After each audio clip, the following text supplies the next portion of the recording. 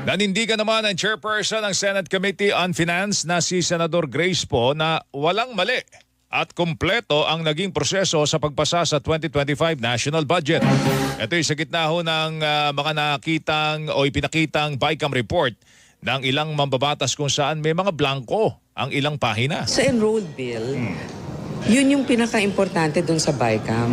Wala namang blanco dun and all the totals have already been verified and in fact, nung na-enroll yun, wala namang blanco. Sa tama naman talaga yung sinabi din ni Senator Cheese kahapon, which should really be referenced.